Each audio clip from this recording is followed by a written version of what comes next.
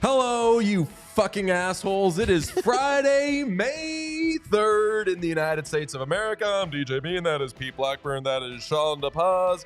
And this is What Chaos. This is a Friday edition of What Chaos, which is brought to you by Bauer Hockey. Head to bauer.com/training to explore the full range of training gear like the digital reactor dangler for stick handling drills or the reactor slide board to help add strength to your stride. Use free ship WC for free shipping or visit a local Bauer retailer to get started today. Where were we? I was calling people fucking assholes. Not you, Pete. Nope. Not Sean. Not Joe Biden. Gotta respect the office. Because of the Boston Bruins, we have the two most beautiful words in sports. Cut my penis. Did it play? I played cut my penis. Yeah, baby. I want to die. This sucks. Shut the fuck up, Sean. This sucks. But as a Bruins fan, are you doing the like, here we go again thing? Or are you like, shut the fuck up, you're the fucking Leafs? No. Obviously the Bruins shouldn't be here, and this is embarrassing, and this is the chokiest they have ever been. In the history of this choky team, this is the chokiest they've ever been. This is worse than 2019 Game 7. You can at least wrap your head around, you know what? Some bozos that we were playing against caught a glimpse of the Stanley Cup and they got excited and they put us away. Whatever. This dead 2 games in a row, like guys got to get fired, guys got to get moved, traded. That's probably going to happen either way. It is a dire situation for the Boston Bruins right now. And even with it's the Leafs. They're going to lose in 7 games anyway. The Bruins have been so bad the last 2 games. I'm starting to believe in the Bruins' ability to blow this, really. 100% agree. I also I can't get mad at any Leafs fans that are like gloating. I have enough self-awareness to know that I can't respond to any of that like celebrating and gloating with you're still the Leafs, you're probably going to blow game 7 for the point that you just made. And also the point that just like if this was roles reversed, I thought I would think my team was dead down 3-1. The fact that they're even forcing a game 7 is somewhat of a victory. And it's not just that the Bruins are losing. It's who they're losing to and how they're losing. It's like the complete lack of desperation, the complete lack of killer instinct to come out in game 5 and game 6 and have a combined three whole total shots on net in the first period of like not must win, but like very important, we're here to fucking stay and make a statement games. To come out like that against a team like the Leafs, who are without their best player, who have gone 3 games in this series without their second best player, Mitch Marner, not very good, John Tavares, old as shit. The fact that they're losing to this team and have scored, 2 goals in the last 2 games? 2 meaningful goals. I'm not counting the one yesterday. They got shut out. Hey, there's a real goal. That's not a real goal. What's the thing you're always saying? Pete. You're always saying the all lives matter. What all goals matter? Jesus Christ. No, that goal does not matter. That goal does not count. That 2 fucking goals in 2 closeout games against the Toronto Maple Leafs, who suck on the back end. And shout out to Joseph Wall. Incredible 2 games. Incredible eyes. Not incredible 2 games. Like not incredible, but like good. I was 2 games. so for some god fucking forsaken reason last night. You know what I did after the Bruins game last night? After the day that we had yesterday, we had a marathon day. We did a million shows. We're doing appearances. We're kissing babies. We're shaking hands. We're not shaking babies. Not supposed to do that. After that game, I went on with Felger again last night and just fucking did that whole experience again. And they were trying to do the, hey, Joseph Woll has been able to stop the Bruins or whatever. And I said, it's easy to have a good goaltending performance when the other team doesn't shoot the puck at you. So he has done his job. It's not. Because it's true. You can get a little cold. That's true. A little rusty. You don't get into a flow. You don't get into a rhythm. Hard to stay locked in. I think that's what Hank said on the broadcast last night. They asked him if he would have rather been Wall or Swayman, and he was like, Swayman, because the less time you're thinking about the circumstances, the better. Well, famously, Swayman said it too when we sat down with Swayman. Yeah. I know you weren't there. No, but that was before I met you. You. Sean never watched our Swayman interview. He was protesting it. we sat down with Swayman, and he was like, "Yeah, the perfect night is kind of the one that he had in Calgary." Or whatever it was, like he likes a lot of work. A lot of goalies like a lot of work. Well, but Joseph Woll, I agree with you. Like he's not been. The Bruins aren't getting goalied, but no, the Leafs do have a good goalie now. That's the only thing. For the record, I went to the gym for the first time in like a calendar year last night after the Bruins game. That was just juiced. Hell yeah. Good for you. Really? Yeah, I did actually go to town. I went down there. I was like, I'm going to run on the elliptical for a few minutes just to do something. And then I just did like a full workout because I didn't want to go to bed. I'll tell you what. It would be extremely funny if the Bruins like just started falling apart. And as a result, Sean just got fucking jacked. Juiced. The walking pad got absolutely no usage last night. I was fucking hammering cookies really the entire third period. Respect. Had some famous Amos ones. And then I'll tell you what, Lord forgive me, I went back and I got more Golden Grams. I'm just fucking crushing. Listen, or what are they? The Teddy Grams? Teddy Grams. Listen, you give me a box or a container of some kind of snack, there's very few things that'll stop me from finishing it. Want to know the saddest fucking thing I do with Teddy Grams? I didn't do this last night because I didn't have the stuff available. Dip them in something? When I'm really in a bad way, and sometimes, so I'm like a binge eater, and I get in these fucking things where I've gone to the grocery store to like fucking get stuff, and someone's been like, "Hey, good to see you," or like I run into somebody I know, and I'm like, "This is like a sleepwalker being interrupted. Like I might fucking accidentally kill you right now." But I'll get Teddy Grams and then some kind of frosting. Oh no, that's that's absolute not. money. It's not crazy. That's like it's like frosted. It's like Dunkaroos. It's adult Dunkaroos. Exactly. It's amazing, not good behavior, but it's horrible behavior. Horrible behavior. It's terrible behavior. Let's bring in our best friend in the whole wide world and big Bruins fan, John Feitelberg of KFC Radio, Barstool Sports, and Out of Order. He makes very funny sketches. Actually, is your most popular one the Mike Babcock one? That, first of all, what an intro. I've never heard an intro before. That was fantastic. Thank you very much. You've never heard an intro before? No one's ever introduced you before? We don't do intros on our show. Don't do it. So I've never really been a part of one. That was very fun to be kind of lauded for a second. Back when we did brunch, we never did intros and nobody ever learned who we were. And there would be times that like someone would want to hire one of us for a job and be like, damn, that like Pete guy or that DJ guy is pretty good. And then the person's like, oh no, that's the other one. And it's like, oh, well, I hate that. Then I hate Pete or I hate DJ, whatever. Anyway. Totally off the board. I don't know what the biggest one is. I don't know, but it's definitely up there. How are we doing today? That's a good question. I'd say I'm probably doing the best out of the three of us because I can.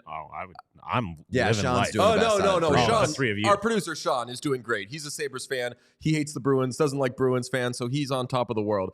I will say, like, I won't fake being personally hurt by the Bruins. I'm very annoyed by the Bruins. I think Pete's life is in shambles right now, and I think that you are also probably one domino push away from your life falling apart. Correct? Here's the thing. I'm partly in denial because I'm like, well, there's no way they lose 3 in a row. So it's like, it's kind of like, well, whatever. We'll just win it in 7. But there is also like, it's ruined my life. That's happened. Like I had plans for this weekend that I just can't do anymore because I have to watch the Bruins on Saturday night. That sucks. I had a very nice weekend planned. Well, before you go on, my girlfriend is having a birthday party tomorrow. And there's like a non-zero chance I wake up on Sunday single for some reason. It's the worst nightmare possible. The Bruins do not care for our personal lives has become pretty clear with this series. No, and the the thing too about this is that even if they win Game 7, there's zero gloating potential. You can't gloat if you're a Bruins fan. No, disagree. I'll still gloat because the lucky thing for us here is that we have that unfathomable statistic that the Leafs haven't won since '59, and as long as you can keep that going, you can keep gloating. 59, 67. 67? What the fuck? What are you guys, statisticians? Whatever year it is. Is it 67? I thought 67. for sure that changes some things for me. Yeah, they're kind of hot, actually. Yeah. Don't let them get hot. Is it really 67? God damn it, dude.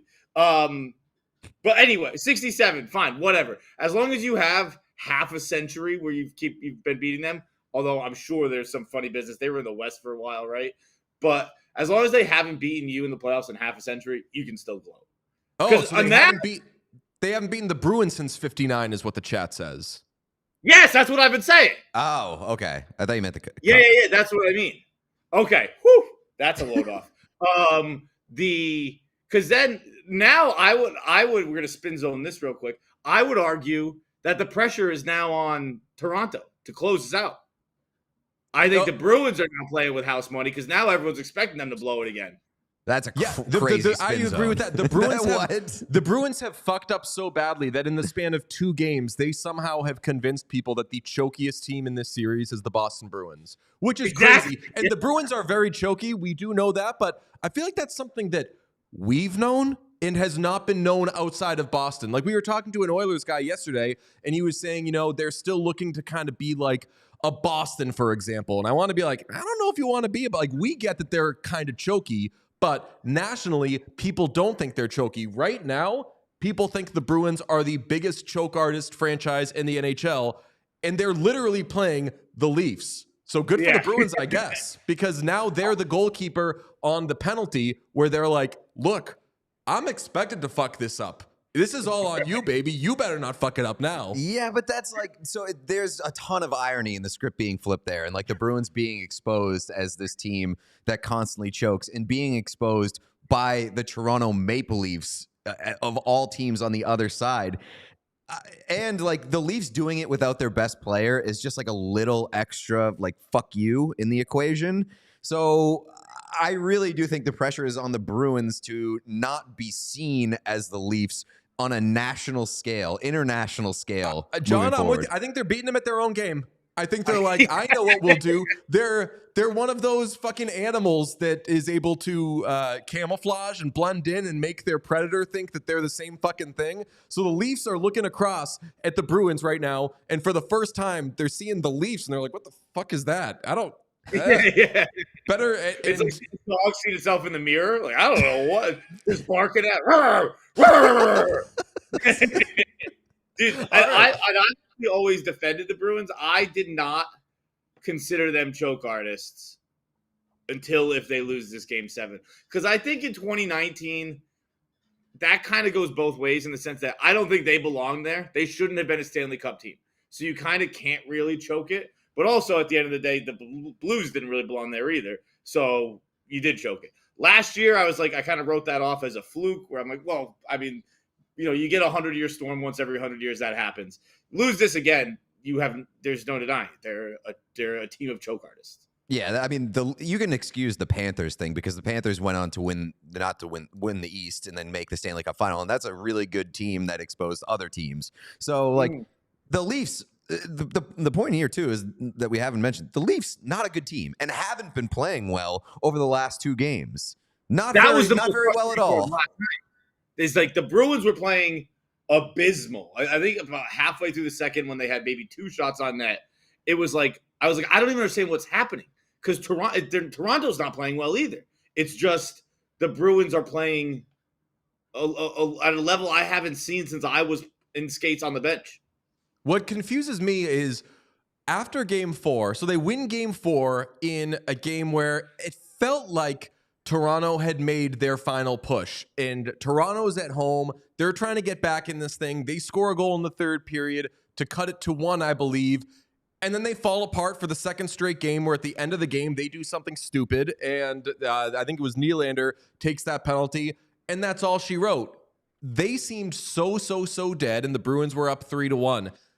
There was nothing on paper, off paper, on the ice that would suggest things were going to trend poorly for the Bruins. They went straight from on the cusp to completely dead.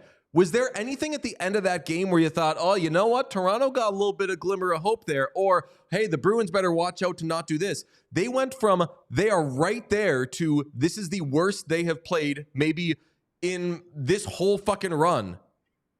No. It hadn't crossed my mind until the game ended last night that the Bruins might not win this series. Like, I still refuse to believe it. I mentioned I'm in denial. But no, in game 5, right? Game 5. Yeah, game 5, there was no 4. Game 4. It was like, let's start planning for Florida, because I think Florida was up 3-0 at the time. Mm-hmm. It was like, all right, we're going. After game 4, I was already thinking, I'm so upset I'm about to admit this. I was already thinking we're going to get a Bruins-Rangers Eastern Conference Finals. We're going to get a Celtics-Knicks Eastern Conference Finals, and it's going to be chaos. I completely agree in that, like, I did not think about the Bruins really losing the series until last night. And it's primarily because I was expecting, even if they lost last night, it wouldn't look as bad and embarrassing as it did last night. And now, like, the prevailing thought in my mind is that this team and this group is just very paralyzed and frozen by the pressure of the moment. And like, with the exception of Jeremy Swayman, who has been great all the way through. But like, I look at a lot of the things that happened last night. I mean, the one shot on goal, yeah, whatever. Like, they've been pushed to the outside.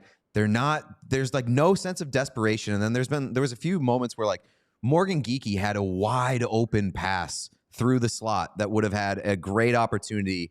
And twice, he kind of like froze and didn't make a play. They just have a lot of guys that seem terrified to make a mistake, and in doing so aren't making plays. I would argue that it's the clearest example. The last 2 games have been the clearest example of like, well, they're just not ready for the moment. Like, I almost didn't even believe in that kind of stuff before, where I was like, they're pros. They've all played big games. They've all played, they've all played nervous. They've all played sick. They've all played hurt.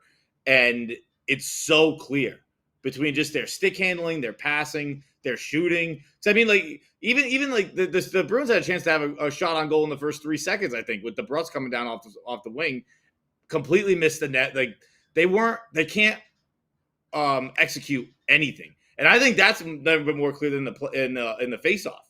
The face-off situation's outrageous. You're not wrong. Beecher comes back in last night. What's that? What did Tavares end up winning last night? Like 17 of 23 or something like that? It's insane. Jesus. And speaking of Tavares, McAvoy on that first goal, staying in front of Swayman and basically screening him and letting the puck go off him when the guy you should be covering, John Tavares, had already fled the scene and was waiting for a rebound over in the corner. Unconscionable from Charlie McAvoy, which sucks because now we're getting into like, this is a legacy game for Brad Marchand on Saturday, and this is this for Charlie McAvoy. Like, these are players that Montgomery even is like, Pasta needs to be better. He needs to step up. And it's like, how the fuck did these guys get here? So my question is, who are you mad at this point in time? I don't know. Pasta, I love too much. But Pasta, I was like, I've obviously been watching the games. I've seen his play. I've been like, in my head, Pasta must be hurt. And then Montgomery called him out after the game. He wouldn't do that if he's hurt. So Pasta can't be hurt. He's just playing invisible. I guess I guess ultimately it falls on Montgomery, but I don't think he's really done anything wrong either, aside from the roster switch last game. Like, I'm not watching anything being like, I guess I don't really know coaching enough to be like, this is terrible coaching. But if you lose this one, there's really a head has to roll, right? Yes. And I'll say this because I agree where tactically, I don't think either coach has really done anything this series. Like, you're not seeing Sheldon Keefe or Jim Montgomery go crazy trying to get certain matchups out there. They've both generally been like, yeah, who they got out there? What's the Nealon? I don't fucking care. Yeah, whatever. Just go. They're fine. We're pretty evenly matched teams. It'll all come out in the wash. So I don't think tactically Jim Montgomery has done anything too crazy. I agree. Reacting to a Game 4 win as though you had lost and changing the lineup was really weird. But when you have 2 straight games, and this also falls on Marchand, when you have 2 straight games that are closeout games and you come out and you put no shots on net, 1 or 2 in the first period, that does get back to the captain and the coach, even if it's not their fault. Once it's happened once, one of those guys needs to make sure it doesn't happen a second time. And oh my God, that it's happened twice in a row. We are in head rolling. We're on head rolling watch, I would say. Also, on switching things, this sounds terrible. I thought it right after the game last night, and maybe I'm coming around on it a little more.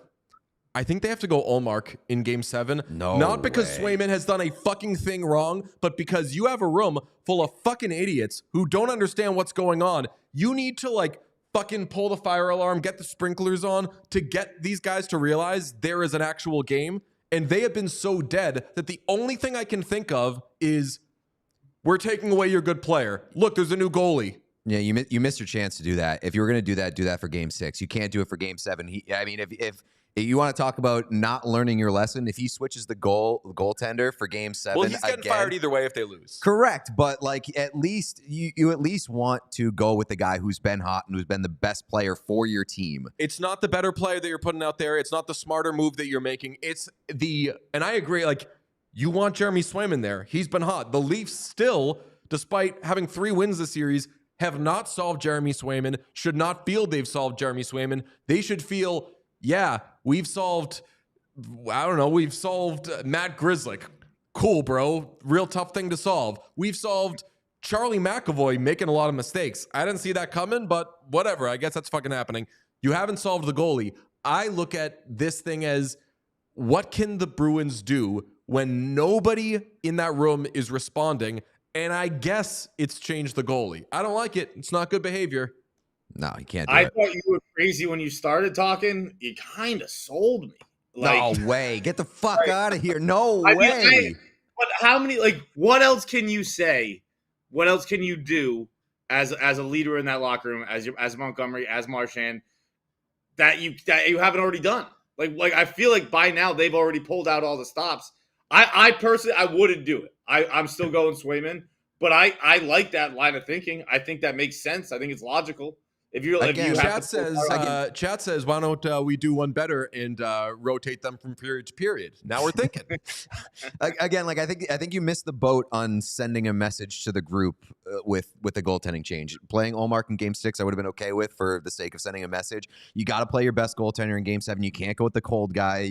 You learned that lesson last year. Not that Swayman was the reason that they lost Game 7, but they did it last year. You can't do it this year. And if they can't win in front of Jeremy Swayman, I think it's damning for the group, and you learn a lot about the group that you have. They can't fucking win. If you need to send a message by putting in a cold guy, like then you need to revisit the group. I'll say this in defense of Jim Montgomery, who is a good coach, but good coaches get fired. Felger said this, like, what was the excuse in, I don't know, 2019? Was that Jim Montgomery too? Like, oh, they're doing things that we've at least seen signs of with this team forever. And maybe it's that you don't win the cup every year, but I think that part of it is like the fabric of this group and not just the coach. How many players on that 2019 team are still on it? Like, it's obviously, I think Marchand is beyond reproach. I don't think you can ever say Marchand's not a gamer. Marchand's not going to step up. Agree. I think he's solid. I do think that McAvoy and Pasta will deserve whatever happens if they don't get this done. Yeah, I think there's like Grzelcyk, Marchand, McAvoy, Pasternak, Carlo. Who else is there? Is there like 5 guys? Yeah, I mean, I think the bigger question is how many people that do you have on the roster that have won a Stanley Cup? Ooh, it's 2. Maroon. But you know what though? I like having the mix. And I used to talk about this with Krug. It was very weird. I was like, I love that you haven't won a Stanley Cup, and he'd be like, "Fucking thanks, man." But I was like, I love that like a leader on this team. With all these veterans, because Krug is like a very good leader. I love that they're being leaders who haven't won and are fucking obsessed with it. And I don't know if, again, it goes without saying, we love Pasternak, great guy, great player, and everything. Like, I just wonder how many of the non-Marchand leaders on the team are like, fuck, this is gonna ruin my goddamn life if we don't win. I think that like Pasternak, it's probably like, fuck, I'm going to be so sad and I want this more than anything. So it's shades of gray, but I don't know if there's like we're fucking doing this. There's no try. There's like, it's fucking do or die. That's what I said yesterday. I feel like when things go wrong for the Bruins and they start to snowball, it's like a slow motion car crash. And every guy is looking at the next guy saying, like, who's going to do something about this? They need somebody who grabs the steering wheel. And I think that they lack that person or a few of those guys. I do believe that this team needs a little bit more Stanley Cup pedigree. Do you think that if I agree with that wholeheartedly, that it is very clear that they're waiting for someone else to do something. And I think they're all looking at Pasta, and he's not. He's just not. But do you think if this goes wrong, which it won't, does he start getting? Is he big enough? Is he good enough to get Ovechkin start treatment? Oh God, I don't think it's deep enough yet. I think he's still too young. Yeah, because he's 26, 27 now. Yeah, Ovechkin didn't start getting it until he was like 30, like 20, 29, 30. Also, it didn't help for Ovechkin that he was always compared to Crosby, and Crosby just kept winning. Right. And also, I'll say this, and I know that he got hurt off the ice in 2018 or whatever year it was. Like, we could like fucking see Ovechkin just like being drunk the whole time. Like Pasternak is not quite to that level, I would say. Like and Ovechkin's got a good head on his shoulders as well. But you guys get my point.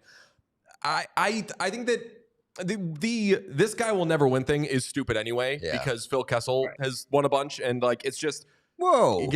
What the fuck you trying to say?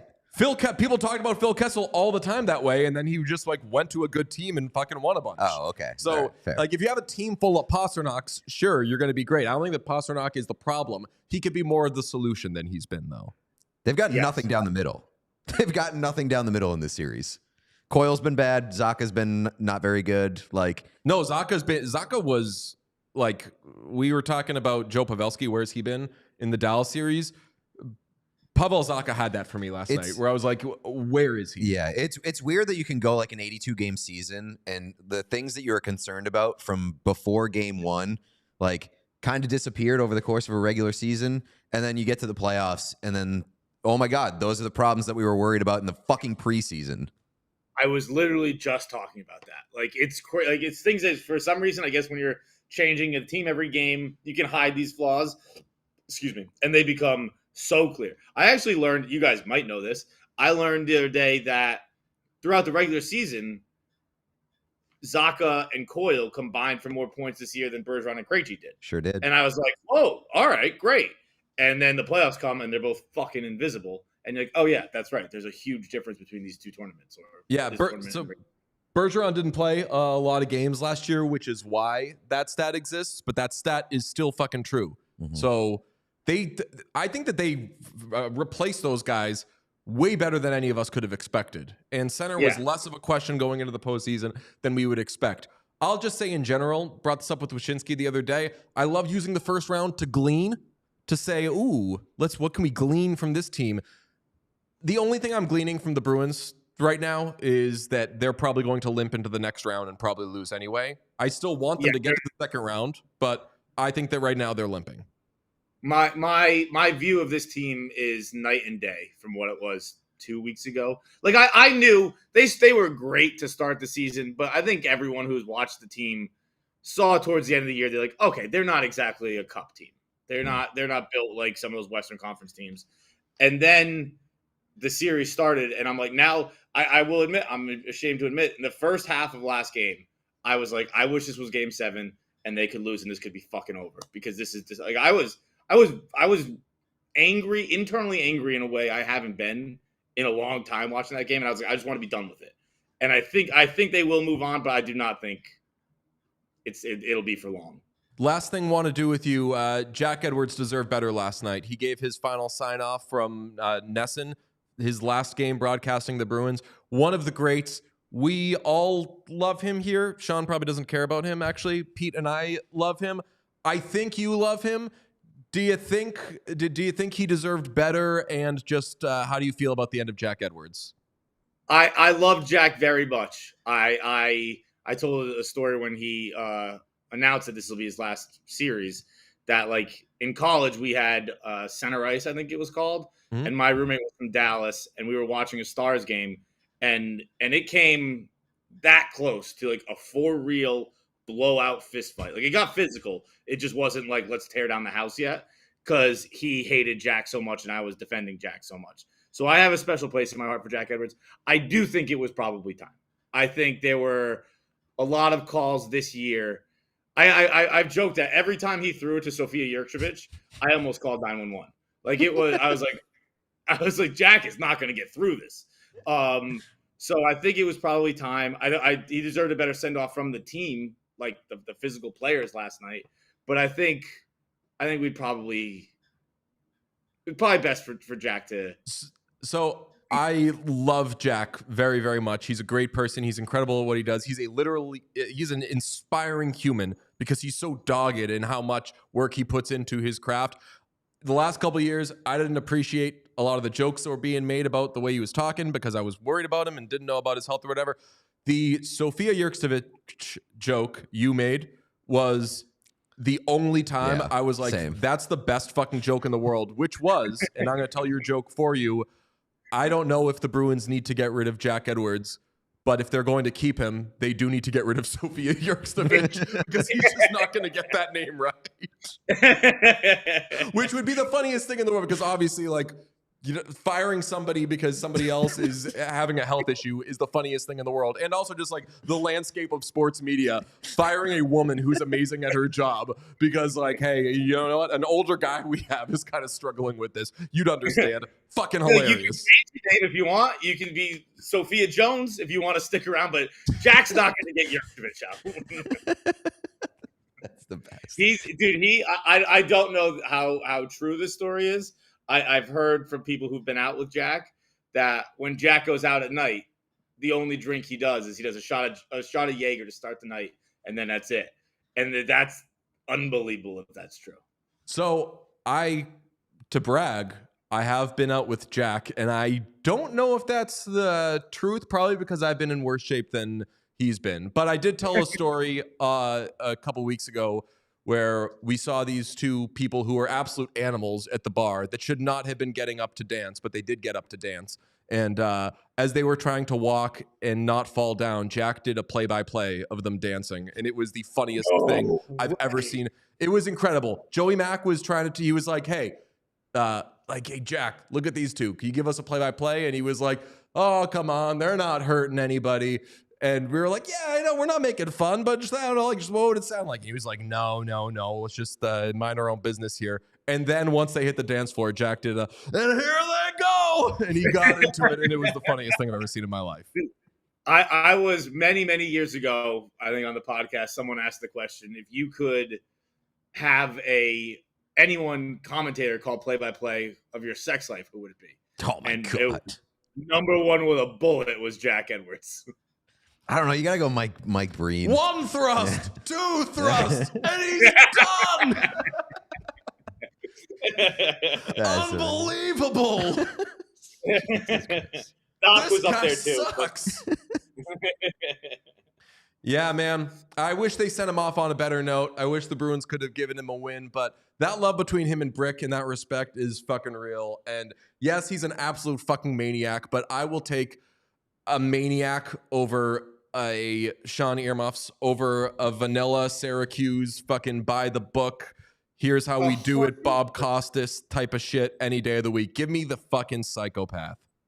I mean, I really watch minimal baseball these days, and I think I think it's since Orsillo left. I think a shocking. I'm usually not a guy who like talks about the commentators that much. Most usually time it's just background noise for me, and I think Dave O'Brien just doesn't do it for me. So I'm very nervous about who's going to fill Jack's shoes because Jack is, I mean, it's been the voice of the Bruins for I don't know how long. 19 years. And it was 1959, I believe. Yes. Feitelberg, we love you, man. Yeah. Thanks for coming on. Thank you so much. I hope to be coming on again next series. Yes. Please. Oh, please. All right. Bye, friend. Love you. Thank you so much for having me. me. That's Love you John guys. Feitelberg. You can hear him on KFC Radio, and you can watch him on Out of Order, which is a very funny and very deranged sketch series. I said earlier about Jack Edwards. I'll take the nut job over the boring person every day of the week. That is a nut job sketch comedy show, and it's absolutely amazing. This episode, by the way, is brought to you by Bauer Hockey. Are you looking for new ways to dominate on the ice? Bauer is here to give you an assist by being the go-to destination for your training needs. Whether you're an elite skater or a rookie in rec league, these training tools are built to help you become the player you've always wanted to be. You've probably noticed that I believe are all of us wearing Bauer today? Yeah. Oh, Sean's yeah. wearing a Bauer sweatshirt. You got Nice a little quarter Bauer zip. Q-zip. I got a Bauer QZ, and I got these Bauer pants that everybody loves so much. They're amazing. Head to toe in Bauer. You head to Bauer.com/training to explore the full range of training gear like the digital reactor dangler for stick handling drills or the reactor slide board to help add strength to your stride. Use code FREESHIPPINGWC for free shipping or visit a local Bauer retailer to get started today. Also, this episode is brought to you by Manscaped. Don't cut your penis. Go to Manscaped, where they got all the tools that you need for personal grooming below the belt. You know it. We love it. The Lawnmower 5.0, an absolute like moving forward in engineering, whatever you want to call it. A guiding light. A guiding light in that engineering. literally has a guiding light. That's right. LED lights on that little trimmer. It's got wireless charging. It's waterproof. Does all the good stuff that you need. It also features 2 interchangeable skin-safe blade heads so that you won't cut your penis. That sounds like you're getting a cut-free penis. That's right, baby. Hey, did you get your penis lowered? Jesus. No one says that when they use Manscaped anymore. They used to say that. Can I get a low fade to make my penis Hey, look? someone got their someone got their penis lowered. You're looking a little light in the pants. In addition to providing the right tools and solutions for comfortable and easy grooming, Manscaped is committed to raising awareness and giving support for fighters, survivors, and families impacted by testicular cancer. That's why they will be donating 50,000 big ones to the Testicular Cancer Society. So help save lives and balls by going over to manscaped.com/TCS and sharing their funny, educational check yourself videos. And while you're at it, grab 20% off and free shipping with code WhatChaos, because like a famous American philosopher once said, the Bruins are embarrassing. Let's get to a guest in Toronto. We're going to take a little temperature of what's going on up there. Our neighbors to the north with JD Bunkis, the host of Leafs Talk and the JD Bunkis podcast on Sportsnet, The Fan 590.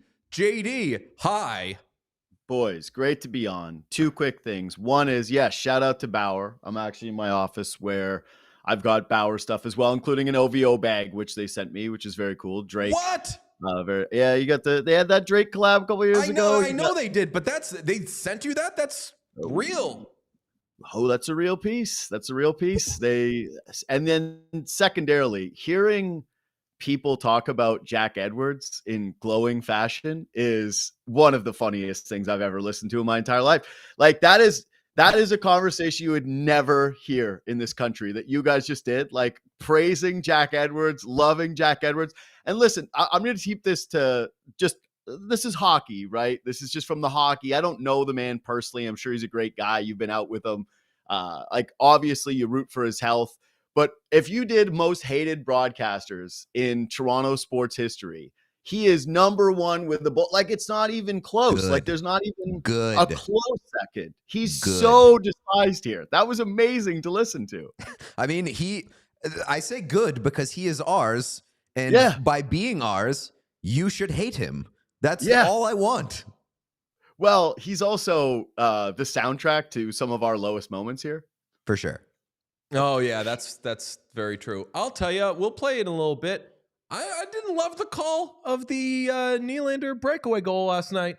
That was very beloved. We're going back to Boston, and this time we're going to finish the job. Sir, you are not going to do anything. You are going to call. Can you play it, Sean? Do you have it? Let's just fucking dunk on this guy real quick. That's Joe Bowen. That's ours. At the far point. Long shot off a leg goes wide. Morgan Riley trying to chip it ahead. He does. Cleared by Nylander. Up ahead for Nyes. To Nylander. Breakaway. Game on his stick. Scores! Great call. Nylander makes it 2-0. We're going to Boston again, buddy. This time we're going to finish the job.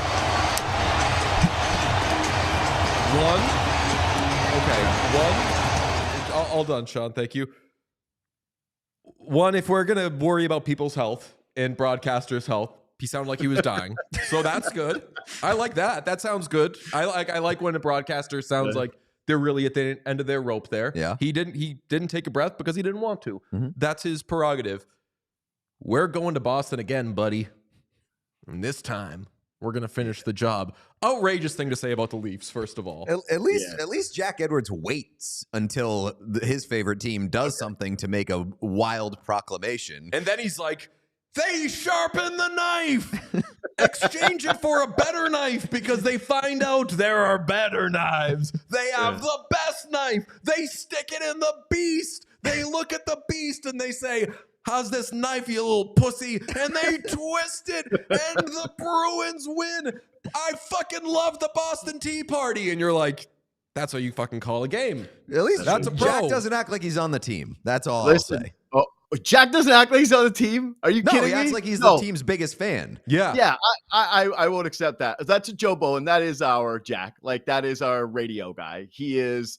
I would say if you could be a part of the team as a play-by-play caller, that guy's like the part of the team. Like, he's the Leafs themselves would say Joe Bowen, he's an integral part of this team. I do love the call. I don't love and this time they're going to finish the job. I will say, as a believer in jinxes, like I texted Pete, a lot of this is going to be, you will not get me to hex the Maple Leafs. Like, you're not going to get me into a corner where I like give some bold proclamation that they're absolutely going to do this, because that's insane. But I do that either ends up as one of the greatest calls ever if they win, or as that will be pointed to and mocked if they do not get the job done. Was he the guy who also said that the crowd was very disappointing earlier in the series? He was. Yeah. He called him out. And guess what? It caused a change. I was going to say, the crowd last night was pretty good, I have to say. Yeah. It was a pretty solid Toronto crowd. Let me ask you, like, what is the temperature in Toronto right now? Is there any confidence? Doesn't sound like you're super confident, or at least you're trying not to jinx the team, but like, how much confidence is there heading into Game 7? I think people in this market, it's just like, it's cautious optimism always. Like, Leaf fans, they basically try to do the B Rabbit move from 8 Mile, which is like, to shit on yourself constantly so that no one else can do it and be like, we don't believe, and they suck, and they're chokers, and the core four is broken, and blah, blah, blah, blah, blah. But deep down, people always believe in this team. People care about this team. It's an identity for people that stretches back generations like no other Toronto team. And so I think it's kind of hard to ignore, the pressure that has now clearly shifted to Boston's shoulders, right? Like, you're looking at their bench, and it reminds me of a Leafs bench. You're looking at Marchand, and he looks like he's off his game for the first time I've ever seen him look off his game in a playoff series against the Toronto Maple Leafs. What are the shots in the first period of the last 2 games? Like, it's something like 3. Yeah, three hold shots. Yeah, it's like they've been caving Boston in to start games. They've been getting bounces. It feels like Boston is the team that's like been worn down by the physical play of the Toronto Maple Leafs, which again is shocking to say out loud. And all of a sudden the Leafs have a goaltender that they believe in. And so, like, I don't think anybody here is going, they're doing it. Like, we got no track record. We've lost 6 straight elimination games.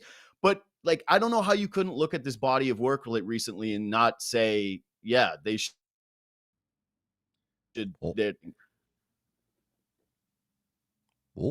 We may have lost you for a second, but yeah, I don't think that now. Yeah, you're back. But Leafs fans might not be doing the Leafs are doing it thing. They're for sure doing the Bruins are doing it thing, which I guess is fair. But I would just remind them that every time the Bruins do it against you, they beat you in Game 7. Yes.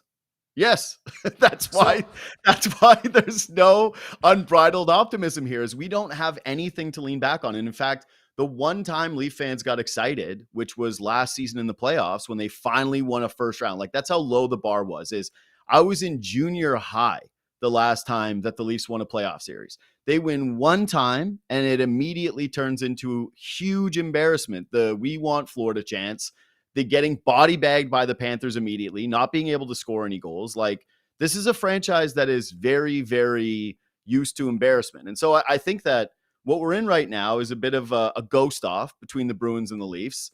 We're in an embarrassment off, like you guys trying to potentially end up with history of being first back-to-backers with 3-1 blown series leads. Toronto with 0 for 6, I think, in their last game 7s. Yep. Like, this is two tortured fan bases with Leaf fans being worse. And but I'm saying, if you're looking at this from a just objective standpoint with where we've been the last couple games in the series, where momentum is at, you have to side with thinking that the Leafs are in the better spot here, which is shocking because they don't have Austin Matthews, their best player.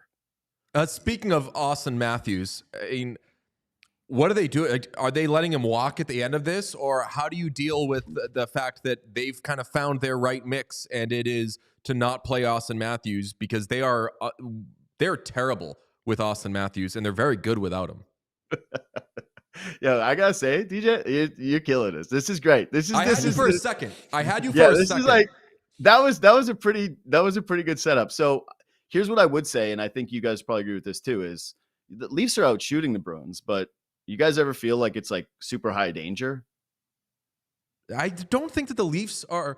The Leafs are outplaying the Bruins in that the Bruins aren't fucking playing. Yeah. I'm not super impressed with, and if they were playing well, I genuinely would say they're playing well. Sure. I haven't been impressed with the Leafs. I haven't been impressed with Joseph Woll the last couple of games.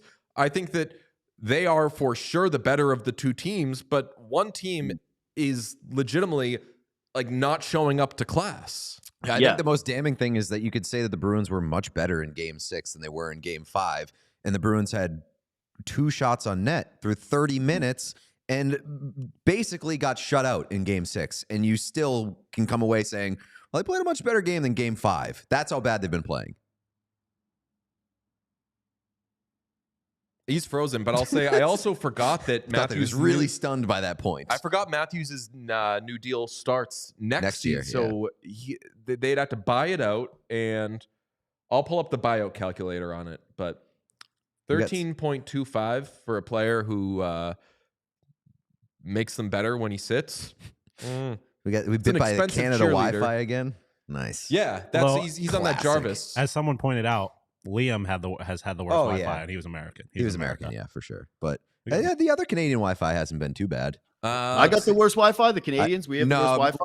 Liam McHugh had the worst Wi-Fi. That Long Island Wi-Fi or whatever it was. Bob Stauffer sounded good. Mm-hmm. We couldn't get video from him. Figure out how to use his We're camera. assuming it was an operator error. Bless his heart. This one's tough because I do a literal live stream show after each game. That's what Leafs Talk is. But yeah, all I was saying is they'd kill for Austin Matthews' prowess right now. Like, Game 2 is by far the Leafs' best performance, and it's because Austin Matthews is awesome. Like, I don't think anybody here would be professing that the Leafs are so awesome. Like, part of this feeling that people have here, and myself included, is you're excited to beat the Bruins, like the potential of beating the Bruins. That would be incredible. We definitely would love to see the shoe on the other foot here, like you guys suffering rather than Toronto sports fans, to not be the most embarrassing team, the team that loses 7s in a row. But what I would say is there's actually a section of fan base, and I think I'm included in this, which is thinking, man, if they do win this game, that means they're going to keep doubling down on this core. Like, maybe then Mitch Marner is safe, and maybe the coach is safe, and maybe they kind of view this as go into next season and everything is fine. And that's kind of a terrifying prospect too, because what you're seeing in this series is like two pretty mediocre teams. I don't think that this is a case of Toronto being spectacular. So to kind of summarize where I'm at with the series, like I'd kill for Matthews. I'd kill for a game breaker, because I think that, like we saw it in the last game with Nylander, that's what it's going to really come down to. Well, I mean, you discuss the implications of what happens if a team wins. I mean, this is the Schadenfreude Bowl for neutral fans. Like, what do you think is who has the bigger impact for a potential loss in Game 7, because there's been so much talk about the Leafs blowing it up, retooling or whatever. But now that conversation is happening with the Bruins too. Like, what has the bigger ripple effect, the Bruins losing or the Leafs losing Game 7? So the Leafs, they are run by a group called MLSE, and they just got a new president over there. And so there's a new guy in town, and usually when there's a new big boss, you start to worry about jobs, right? Because people bring in their own people. And so the word has been that if they lose in the first round, the core four thing is absolutely done. Sheldon Keefe would absolutely be fired. And then there's kind of some murkiness about what Brendan Shanahan's future would look like, because it's been 10 years of him at the helm. He's the guy that backstopped Dubas. He's the guy that called the core four after last year's exit and basically comforted them and said, oh, everybody's back. Don't worry about anything. He's been the connective tissue with all of these bad contracts and a culture that's often criticized as being baby soft and, way too forgiving to the star players. And so I think that they lose this game, and the implications could be president, coach, star player. Like, not too many guys are safe. I was curious about your guys' side of this, because Cam Neely's been in the job for 16 years? Since Is he feeling heat? Yeah, it's like 2010. Yeah. So it's like, what is the pressure level on the executives in Boston? Because like, you guys get lauded for the culture all the time. I'm sure you've had Claude Julien on your show. He's talked to me about Boston culture. It gets handed from one coach to the next and leader to leader. But yeah, just if you blow this one and it's back-to-back 3-1s, I got to feel like heads got to roll. So famously, a handsome reporter asked Don Sweeney after they fired Bruce Cassidy, how come you didn't get fired? The Bruins modus operandi, I have a great relationship with him. The Bruins modus operandi is and I say the Bruins, the Jacobs, if the team does something, doesn't go far enough in the playoffs, the coach gets fired. And if the team doesn't make the playoffs, management gets fired. So it usually takes missing the playoffs for the GM to be out, for the president to be out. I've gone back and forth on the job that Don Sweeney and Cam Neely have done, because I think, quite frankly, they've done an up and down job. I would not expect them to get pushed out if the Bruins lost, just because they still did make the playoffs. And it doesn't, they haven't blown it up in forever. No. And I think, like, if you're talking about heads rolling, Jim Montgomery is at the top of the list, just because, like, he's been a really good regular season coach and gotten more out of the past 2 seasons than we ever expected him to. But you can't ignore a 3-1 series deficit 2 years in a row, and like the way that they've lost control of these series. Like, I absolutely think that at least one head has to roll, and it's probably Montgomery's.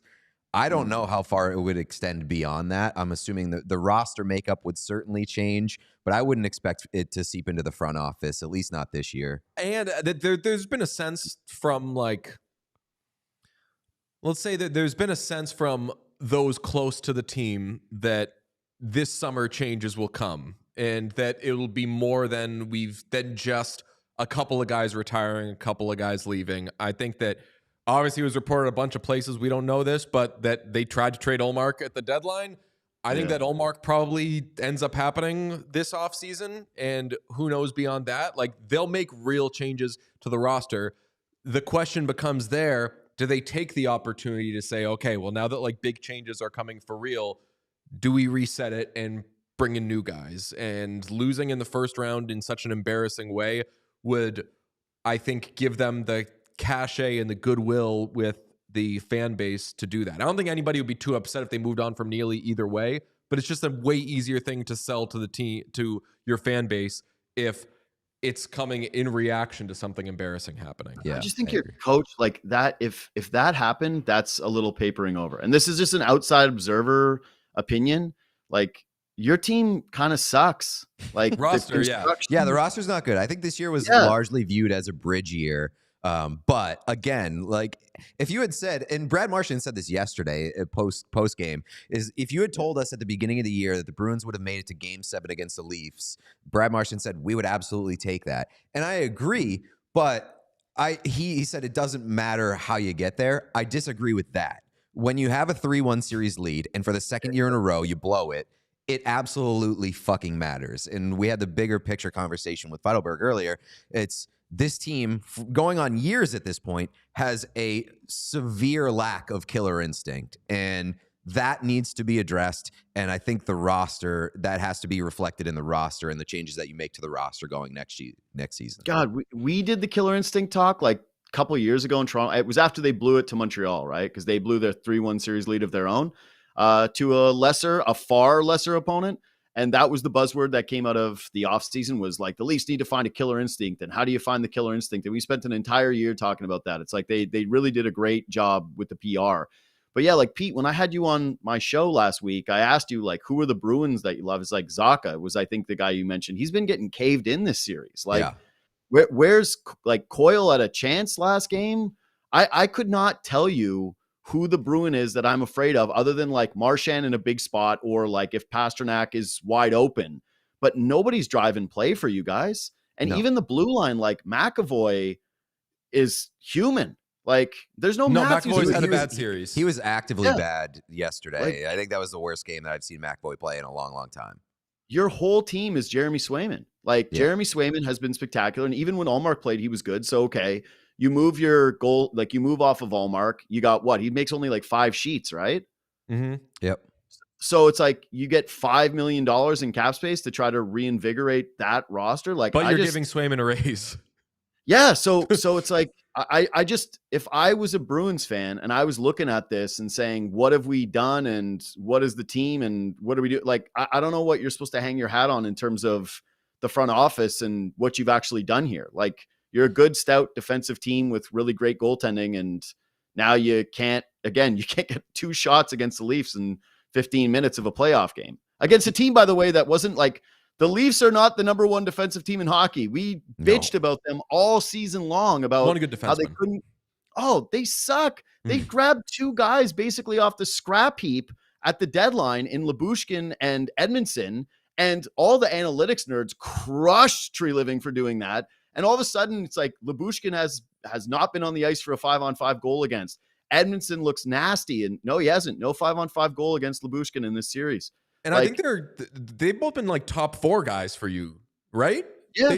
These are 6-7 defensemen, and they look like, all Chris Pronger in their prime, just nastily keeping the Bruins away from the slot. So yeah, I think that it goes beyond your coaching. Like, I'm not watching this series and thinking, oh, Montgomery is such an idiot. Maybe about the game 5 roster switch up thing, like taking out Shattenkirk and watching the power play shit the bed immediately after. But like, I don't know what else he's supposed to do. Like, Pierre-Luc Dubois, you are a Boston Bruin. No, it's Elias Lindholm. Good luck. Enjoy that. Elias Lindholm is going to be on the Bruins next year. That's like a foregone conclusion in my mind. I've seen a lot of people talk that like, it doesn't matter what happens in the series because either team is mediocre and is going to get caved in by Florida.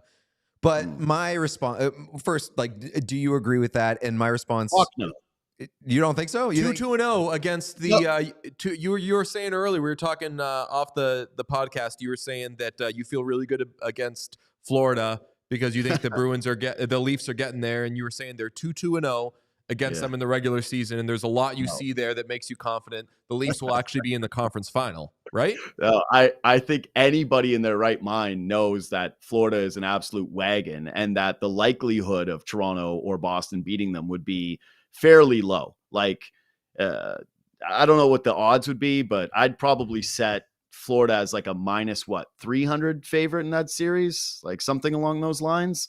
Maybe a little bit shorter because it's hockey and anything can happen. I was going to say Vegas probably wouldn't. Vegas would probably make it like minus 220. But if it was minus 220, it's like, if I was Floyd Mayweather, that's where I'd be taking the multi-million-dollar bag and plunking it down on Florida, because I'd be like, this is actually pretty good odds for our team. What I was saying fuck no to is this matters. Like, that was essentially my point too. It matters for both teams because you're talking about demons being exercised either way. We feel like we are cursed. Everybody here, like, this is again how bad it is. They've come back in this series, and most people's opinion is this: they only came back because this is the most torturous way to lose. Like, we were already done with the team. Everybody buried them after 3-1, and now they battled back, and they're going to have a game 7, and they're going to go fucking another loss here. They're going to lay an egg. They're going to shit the bed, And then everyone here is going to look like an ass for like actually believing that they could win this series against the Boston Bruins. Marchand's going to give a quote. He's going to take a shot at somebody. And like, we're going to be at locker room cleanout day doing the same thing where we hear William Nylander, Matthews, and Marner saying that they love the group and people are going to want to tear their hair out. Like, we're broken here, like deeply broken. We need this win. Like, we need to have something to glom onto that is something positive for the Leafs. So no, this could not be bigger. And it's weird to say it because I do think Florida would beat the brakes off of them, but like just having a moment like this for the fan base that's had so little, like in the last 20 plus years it's massive for the city, like and huge for the city. And from the Bruins perspective, it's not that you lost, it's who you lost to and how you lost if they lose the series. And at least if they make it to the second round and get caved in by Florida, you can say, you know, they lost to a better team and they managed to get past like getting in their own way in the first round, which if that happens again, like again, the concerns around Montgomery and what he's able to do with this team will be like the prevailing sentiment. Let's also not forget the Bruins tanked for this matchup.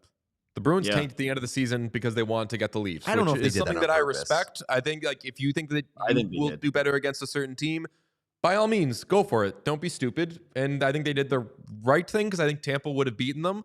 But when you lose and you blow it in this way against your preferred opponent, not really good. I like that you mentioned, though, just how much is riding on this emotionally for Leafs fans. We haven't dedicated 1 second to the Maple Leaf Square potential of this.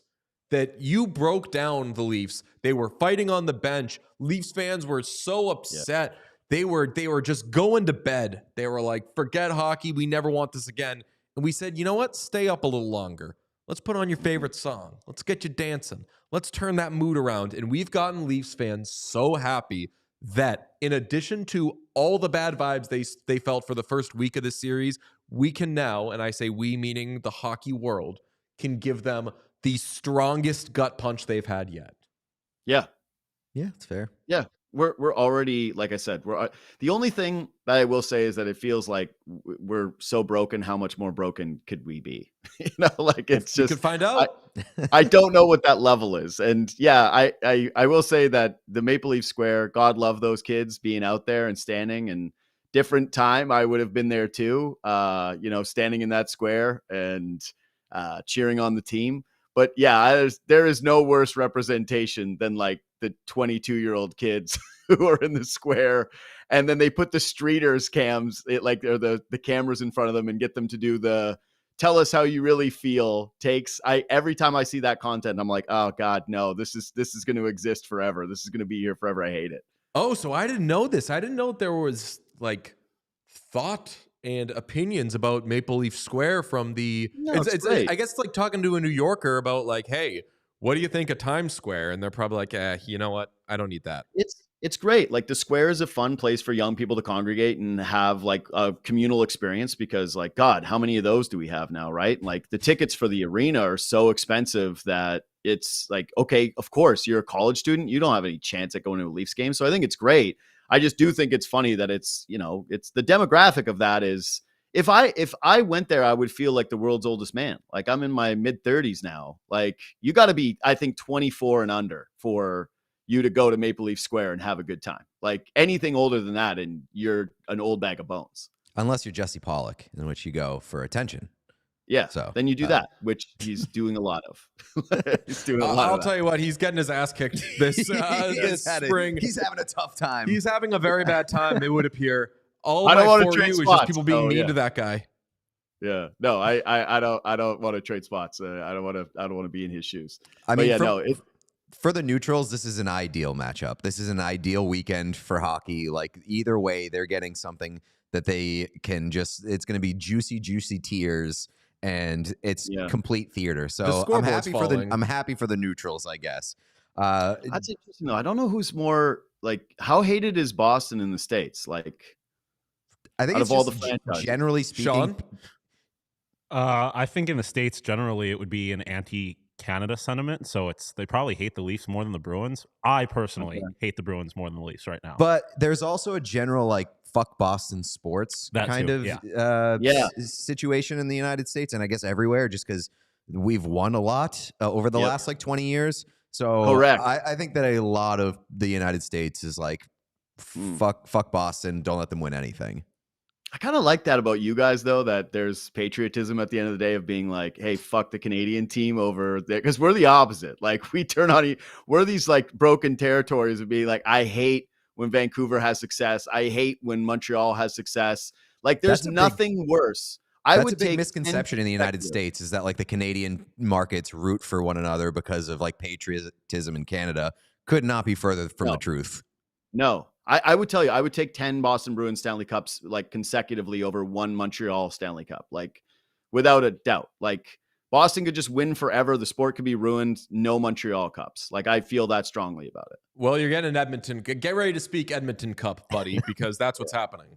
Kind of like Edmonton, though. Like out of all the teams, well, because they have McDavid. It's like, how do you hate McDavid? If you're a real Canadian, like you do care about the best Canadian guy a lot, right?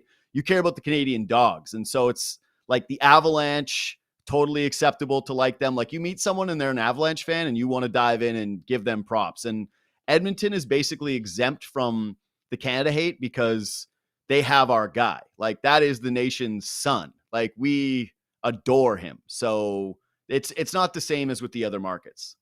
They have the two best Canadians. They have Connor McDavid and they have Gene Principe. Yeah, so the best two Canadians. Principe, so I'm not going to push back on that. Like Principe's the man. You're a Principe head? Yeah, he's a great guy. Yeah. What's not to like about Principe? He's the best. So you said you probably had Claude on, you probably had this person. We only have Gene on. Yeah. You're like the second person we've had on this show. It's only Gene Principe. Gene is the man. He's like a Canadian institution. He is Edmonton. Like I fully endorse that take. Iconic. And so are you, JD Bunkis. Thank you for joining us, my friend. Oh, my pleasure, guys. Go Leafs. All right. Yeah, go Leafs indeed. We'll see about that. All right. That is JD Bunkis. Thanks, you JD. can hear him on Leafs Talk in the JD Bunkis podcast on Sportsnet, The Fan 590. We went on the radio yesterday. We did a little press tour. We went on Felger and Maserati, which, oddly enough, I was thinking about it as we were going into it. That stupid thing that we did is probably the most consumed thing either of us have ever done, and it was like a kind of throwaway thing. Which thing? Yesterday? Yeah. I mean, that's the most popular show in Boston. It's the #1 sports radio show in America. Okay, then. Crazy. That is kind of crazy. We were just in a room dicking around, and like a lot of people were hearing. Well, I wouldn't say that we were dicking around. I think there was a lack of chit chat for a lot of people, although we were in Felger's house, so he kind of got to determine the amount of chit chat. We did our best. I also think that like we did a good job of holding our own against Felger, who likes to be a bully when he has a guest in. I think that he was kind of doing the I'm mad at the Bruins, I want to take it out on you guys. And we, I think, did a good job of what are you saying fuck me for? Yeah. Sean, what was your read on it from the other side of the glass? I mean, it was Felger being Felger. I don't know. I mean, for those that didn't listen, it was very funny to me that him, as I talked to you about the thing, bringing up the Leafs, and then every time you guys brought up the Leafs as a response to his question about the Leafs, he was like, "Why are we talking?" His question was literally, "Who is facing more pressure heading into Game 6, the Bruins or the Toronto Maple Leafs?" And as soon as I uttered the words, "the Toronto Maple Leafs," so why are you talking about the Leafs? And then asked me to leave the studio. He did, yeah. That they reached a point about 2/3 into it where whenever Pete mentioned the Leafs, he would do a well then you can leave and go talk about the Leafs somewhere else, blah blah blah blah. And it was the shut up about the sun meme, except the question was about the sun. Yeah, exactly. It was very good though. I wish that we'd clipped some of the stuff about the Leafs. We do have a supercut of Felger just saying the Leafs, where we framed it to make it look like he wouldn't stop talking about the Leafs. But for those who didn't see it, we do have like a 30-second little excerpt where Felger wanted to get on Jeremy Swayman for a quote he gave about how much he loved the team and how much he believed in them. Here it is. People in this locker room, the coaching staff through and through, our management, Everyone is a great human being. There's no other team that I'd rather play for. Everyone in this organization is a great human being. I have goosebumps. A little much? No, that's good. I'd love to have goosebumps What do you right want now. to say? It's a few guys that are in the locker room. Of course not. 617-779. These aren't horrible things to say. Are the Bruins too happy? It's notable sound. It feels a little much. Has his mood peaked too early? I'm all for it, though. So that was good. That was like, well, once we got to the point where we were just like, let's just mock him. Well, that was like the first time where it felt like we were sitting in on Felger and Maz. Like Felger was doing his Bruins thing, and we got to be there and be like, "What?" We were also doing You have our a thing, problem with though, that eventually. quote? Yeah. Like we had the segment earlier in the year where he was saying that like he thinks that the Bruins are too happy. Like, do the Bruins have a happiness problem? That is, yeah. Well, She loves that take. here's an email from a listener who wrote in. They read a bunch of emails and there was a bunch of reaction to our segment. Some of it good, some of it bad. That's what you're going to get with the radio. Here's a positive one. A lot of reaction to the stint from DJ Bean and Pete Blackburn on earlier. Subject line, ass kicking by hockey millennials. That might have been the best segment since the Las Vegas Lombardi Lovin'. Jay Stu, I'm begging you, have these guys back during any future Bruins playoff round. There won't be. They have the innate ability to trigger Felger into a frenzy. Always hilarious radio when show hosts become increasingly agitated when confronted with calm, rational counterpoints. I agree. Yep. I second that one. Peace, Bert in Berlin. Listening all the way in Germany. Space. He knows how to spell Coleman. There's a Berlin, Mass, you know. Oh, maybe that's what that is. I like to think of Berlin, Germany. Like our reach is that far. Although the app doesn't work over there, It's so like I don't know. 11 o'clock at night over there, Mike. All right. Well, what can I? Leon Draisaitl was listening. Amazing times. He said after, so he was, by the end, we were really fucking with him and really kind of getting into what our friend Jim Murray was hoping we would do, which was just kind of get in his kitchen a little bit, go Trent Frederick on PK Subban on him. And at the end, he was like, seriously, we will have you back. Yeah. So it's just a shame that the Bruins are going to lose Game 7. They better fucking not, because it's good for our exposure. That's it's good true. for yes. So that's that. We have a new segment called Bauer Rankings, and it's presented by Manscaped. Ooh, look at that graphic. I can't take credit for this. This is from the agency, and by the agency I mean the head honchos up at ALLCITY. Okay. Is that an Eric joint? I believe so. I don't know who specifically did it. We have a few art people. If you're at the not on ALLCITY level. YouTube and you're listening on audio, you're missing one hell of a fucking graphic. That's amazing. Okay, well, Bauer Rankings are like Power Rankings, except we just fuck Power Rankings. Nobody really cares about Power Rankings. They just want to see how is the thing that I like doing. So we're just going to say some things that we like and whether or not they're trending up or trending down. Sean, I sent you a still. I have something that is trending down, which is I am down on the Shaq Hyman thing.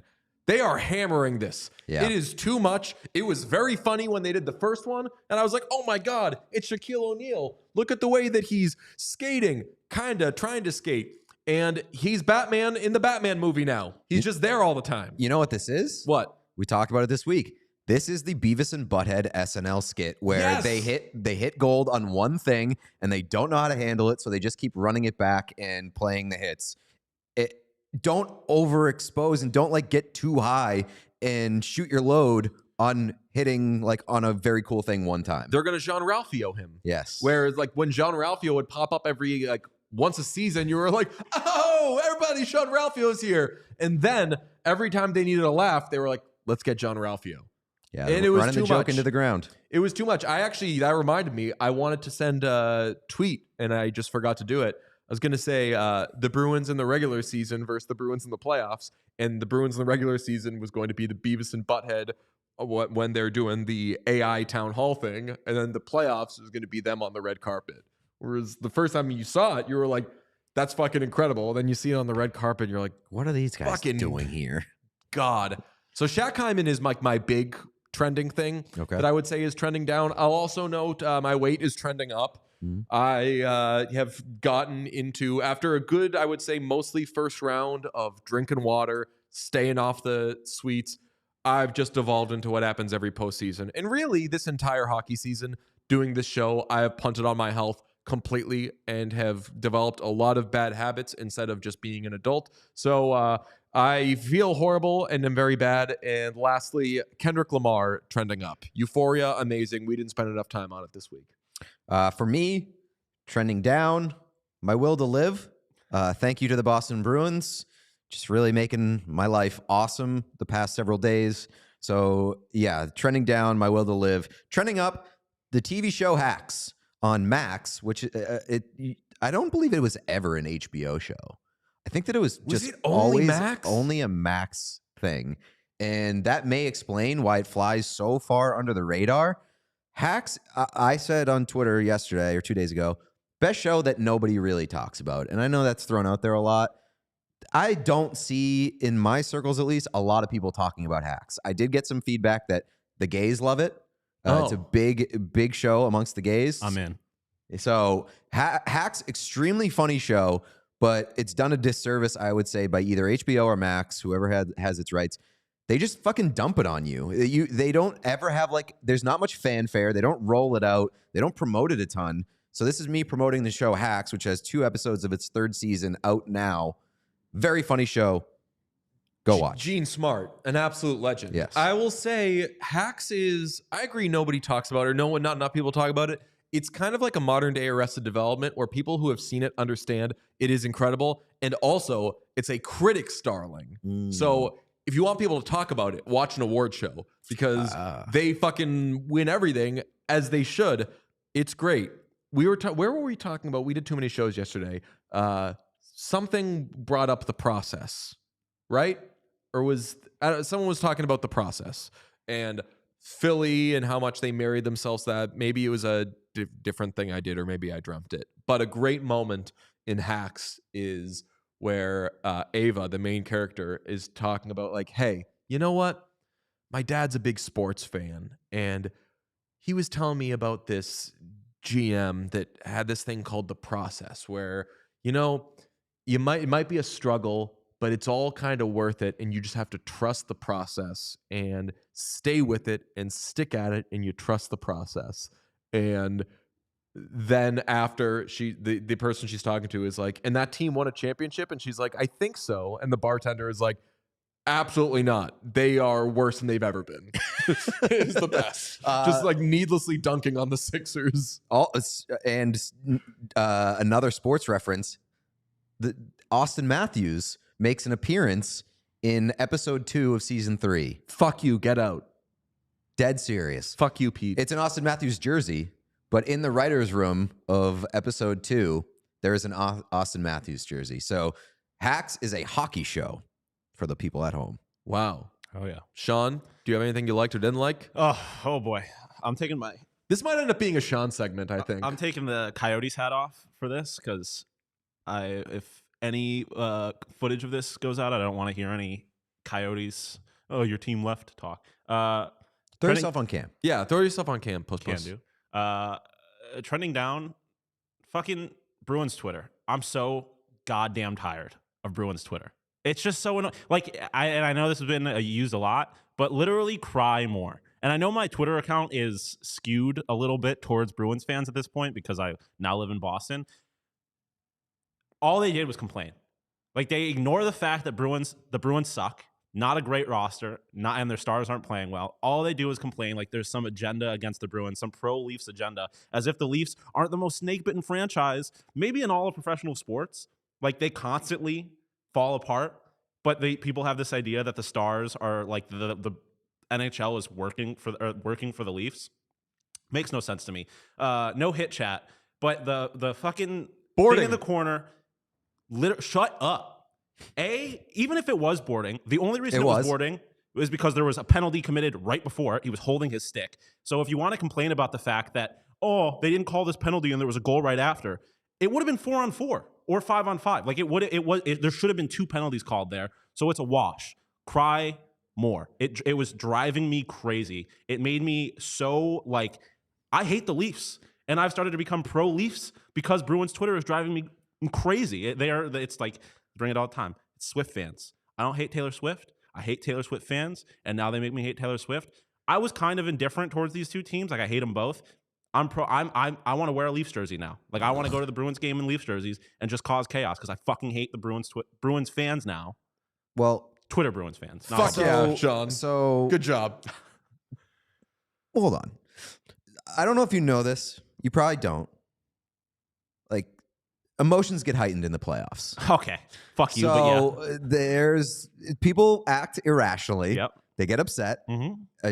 Bruins fans have every right to be so fucking annoying just based off the way things are going. I don't hold it against them. I do agree with you. The boarding thing it should have been offsetting minors. Offsetting minors, It would have been 4-on-4, but you absolutely have to call that in the playoffs. No, when a guy gets pasted from behind, goes face first into the because glass. his hand was stuck behind his arm. It's hit chat. He was putting his trying to loop hand us. behind. I agree. He did it to himself. Were you in on this, Sean? Listen. It was holding the stick. It absolutely was holding the stick. It would have been offsetting minors, but when a guy gets plastered from behind, goes face first into the glass, you call that a penalty, because if you don't, it sets a dangerous precedent moving forward that guys can just take runs when they aren't holding the stick. Because it never would have happened if he had his hands in front of him. His face wouldn't have gone into the glass. He was off balance because he had an arm behind his back grabbing onto somebody else's stick. That does not happen. I don't want to say it's diving because, like, his face went into the fucking glass. He was clearly shaken up by it, but he put himself in that situation.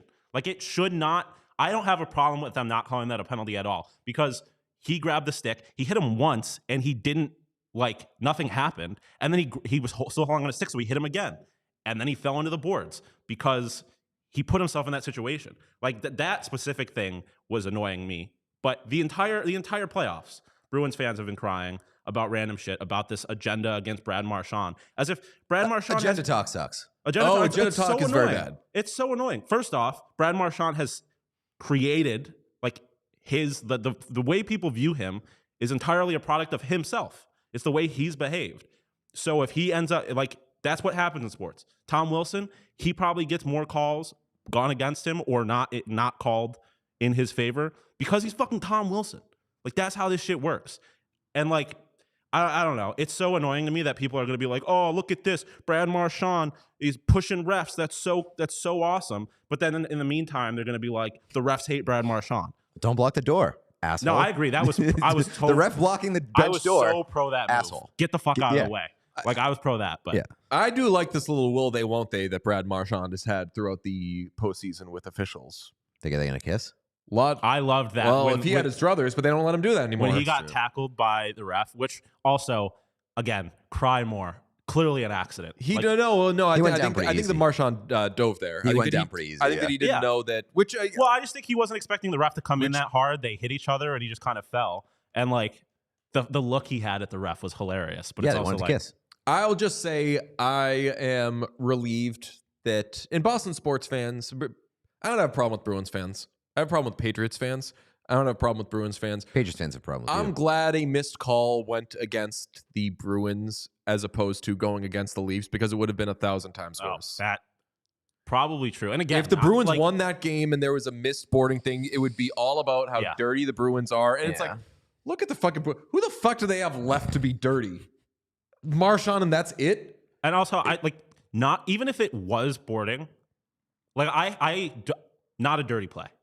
Like, you check, it's not a dirty play. Not it's a dirty play. It's a dangerous play. Dangerous play. So is putting your hands behind your back when you're facing the boards and grabbing onto somebody else's stick. That's dangerous. Well, the first edition of Bauer Rankings, quite heated and quite lovely. I didn't think until we were passing it to Sean, and I said this as he was getting going. I was like, oh, Bauer Rankings is for sure going to be a what's grinding Sean's gears thing. Hell yeah. Oh, actually, let's intentionally do that. Let's, like, have kind of lame, like, surface level things, and then when we put out a graphic, it could be like DJ has offside review trending down. Pete has, like, I don't fucking know. Pete has whatever. And Sean, it's like there's a fucking paragraph of, like, how come every time a motherfucker walks in and there's a grown-ass man standing over there and blah, blah, blah, and you're a grown-ass man? Oh, speaking of grown-ass man, Yep. my Bauer Rankings also trending down Pat Bev. What a bitch. Absolutely atrocious behavior, horrible vibes, absolute bitch behavior. Do we have the video? Yeah, before this, I want to preface, when I came in this morning, Pete was like, get the Pat Bev video. And I said, which one? Yeah, because he was on some bullshit last night. Very, very fair response. So here's the Pat Bev video from last night. Here. Oh, excuse me, I'm sorry. Yeah. Before I finish. Yeah. You subscribe to my pod? Do I subscribe to you? I do not subscribe. So you can't interview me then. No disrespect. Well, Jamal is here. You subscribe? Okay, cool. Yeah.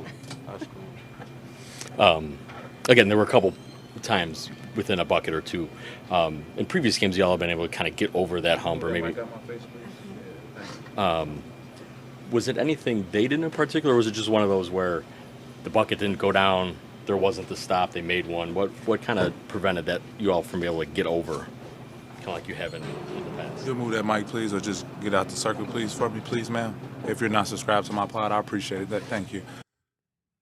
Absolute bitch behavior. Horrible behavior. And I know that the players don't owe the media anything other than what they do owe them. It is in their contracts. They do have to make themselves available. It varies by league. I know that in hockey, you have to make yourself available something like 20 minutes a day to the media, and the media never actually holds you to that. So they're being nice to you. You get off easy.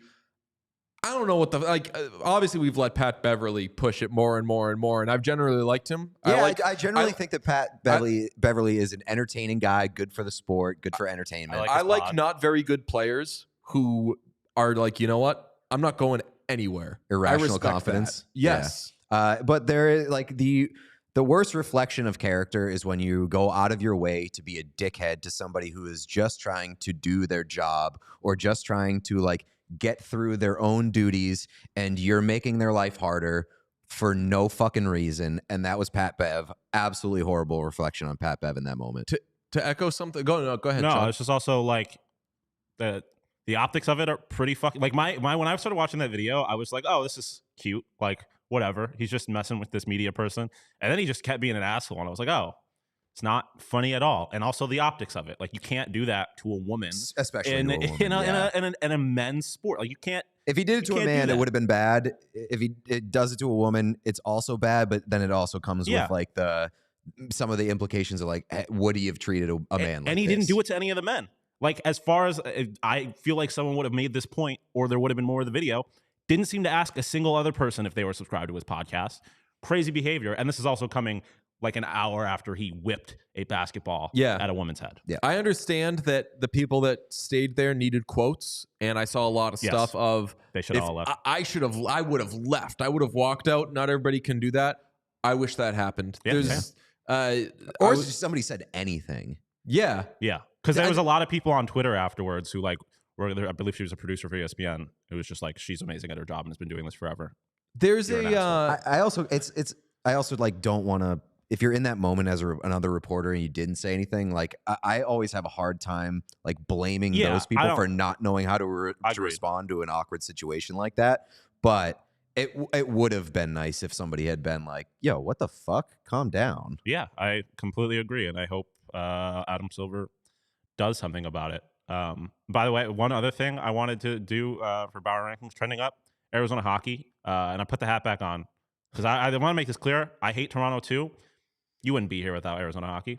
That's right. Second goal last night wouldn't have happened without Matthew Nyes, and your entire organization wouldn't be nearly as like and game-winning goal in overtime. They were galvanized by the player from Arizona Matthews leaving the lineup. Yep. So Arizona owns you. America owns you actually because your goalie's also American. Wall's American, correct? Can you spike him? Yeah, let's do a like spike. 3, 2, 1. Hit that like button. Thumbs up below the video player. Get as many likes on this video as we possibly can before we head out of here. Appreciate you all. Also subscribe to the YouTube channel. We will be back on Monday, but want bigger numbers over the weekend. And if any game goes to overtime over the weekend, we will see you on the weekend because we go live for every overtime, live stream throughout the entirety of the overtime until their game-winning goal is scored. That was not the end of the show. Apologize. No, I know. We have a slate grade. Yeah. Presented by Game Time. Download the Game Time app, create an account, and use code CHAOS for $20 off your first purchase. We got 2 games tonight, 7 p.m. U.S. Canucks at Predators, Game 6. Vancouver leads that 3-2. 10 p.m. U.S. Golden Knights at Stars. Stars lead that 3-2. Which of these series, if any, end tonight? I would say probably Vancouver I think Vancouver. I think both I have. think Vancouver probably wraps it up. Give me a Preds win. I want a Preds win, but Same. I wouldn't be surprised if Vancouver wrapped it up tonight. I just think that they're the better team. Nashville is a more annoying team, I would say. I want double sevens here. I want both underdogs to win tonight. Yeah, I think these both be good game sevens. I think it ends tonight. I think what's it called? Both series end tonight. Pete has to violently pee, so he has gotten up to go to the restroom. I don't think he would disagree with me. Should this get an A? It feels weird. Friday slate. Friday is like a jerk-off night, scheduling-wise, famously. Yeah, I just like that we have. We are very lucky that these two series have like the two most Eastern Western Conference teams. So we could, because if these were like all West Coast teams, we'd have 2 late games. But we're very fortunate that we get a 7 p.m. game, basically regardless of where these series are. Well, thank you to John Feitelberg. Thank you to JD Bunkis for... And also, thank you to the Love of Your Life for our super chat. Oh, we got to love it. Let's see. Very Samuel Montembeau type performance from Joseph Wall last night. Always with his Canadians. Love of Your Life. Is the Love of Your Life a little Canadians fan? friend? I believe talks a lot about the Jets too, but I'm pretty sure they are. They talk about Slavkovsky a lot. Oh, I do see a lot of Slavkovsky stuff. Okay, well, I don't think we have anything planned for Game 7 tomorrow. I know that Pete is unavailable. We do have a lottery stream planned for next Tuesday. Yes. So Tuesday we'll do a big thing. I've got a specific, strong, powerful take that I was going to unleash this week, and I thought, you know what? It relates to the lottery, so I'll get it in there. So we've got a lot of good stuff coming next week. Maybe we'll talk to Feitelberg again. Maybe we'll talk to Katie again, just depending on what the hell the Bruins do. But have a lovely weekend, and we will talk to you on potentially before that, but definitely Monday. Bye.